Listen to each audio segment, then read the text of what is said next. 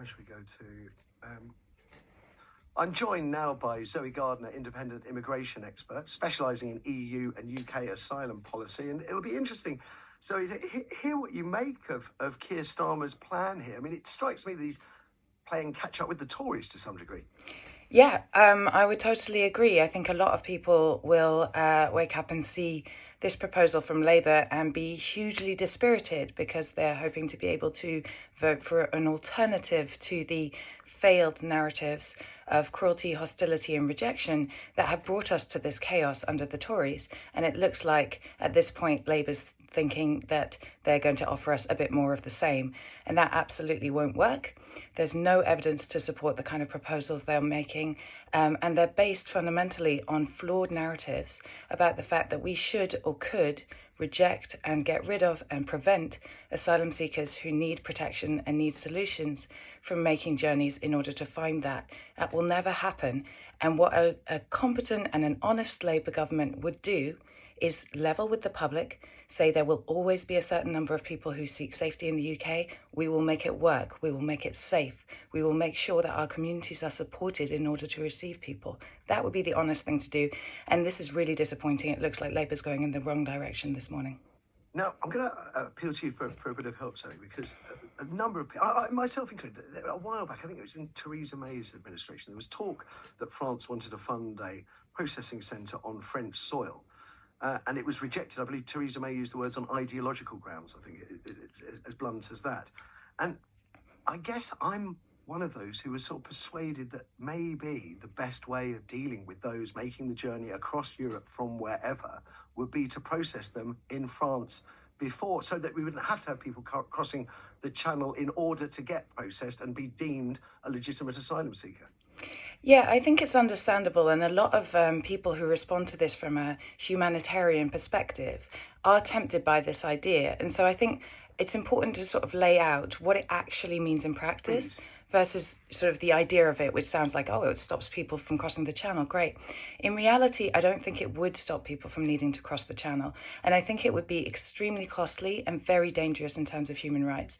The very concept of offshoring our asylum process to France is extremely complicated in the first place, because what we'd need to do is we would need to accommodate however many people arrive in France and wish to come to the UK in France in conditions that at the current time it's very difficult for actors such as myself or legal actors or human rights defenders and advocates to gain access to accommodation centres and ensure that they are adequate and living up to the standards that are required to protect people. That would be extremely much more difficult if the people were being accommodated overseas. We would have no oversight over the system there.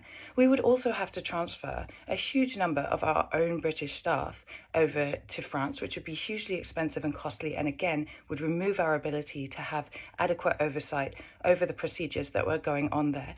There are lots of people involved in an asylum decision. People need lawyers. It's very difficult to access lawyers at the current time in the UK. It would be made, again, far more difficult if those people were not in the UK to access competent legal advice on the legal asylum system in the UK. We need translators. Again, people don't have sufficient access to that now. So all of that would need to be offshored to another location. And then once you talk about when decisions are made, when people go through the appeals process, again, what that appeals process is through our British system. It would be difficult to ensure that it was adequately done abroad. And finally, when you get to the point of a decision, yes, for those, and let's emphasize this is the vast majority of people at the moment who are trying to make the crossing, they are people who are recognized under our system as refugees in need of protection. But for those who are rejected, we're then leaving a population of people who have no further option, no rights in a country where we have no control again over what happens to them. And the concern is that in many cases, people are refused asylum wrongfully, or they're refused asylum, but they actually still have no solution whatsoever of where to go.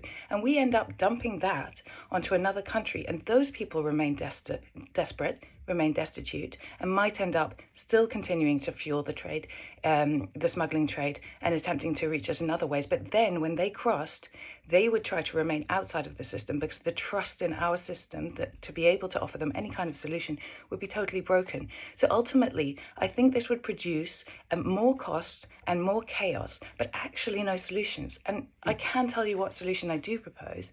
Go on, go on. I was going to ask you, what is the solution? What is the answer? Well, I think that the people who believe that we should process people in France, what they've got onto the right idea, which is that we should stop people from having to make that dangerous journey before they can actually reach our system.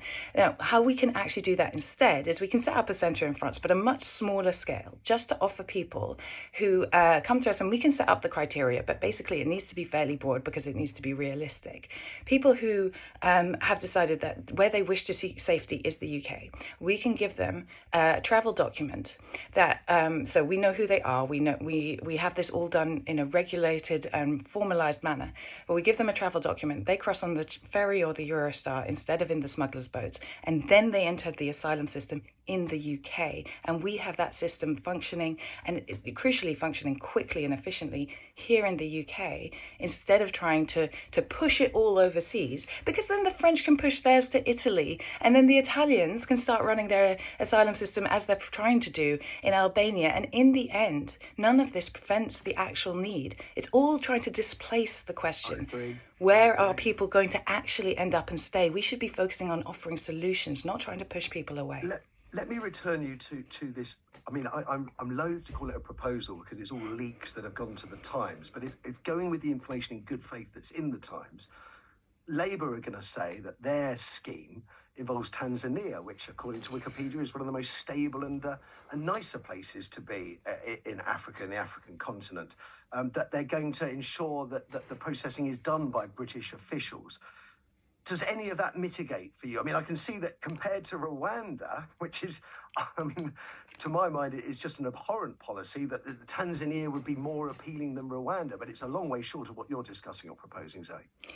Yes, obviously, Rwanda has specific difficulties in the fact that it is like a repressive dictatorship without a free press and without human rights protections and so on.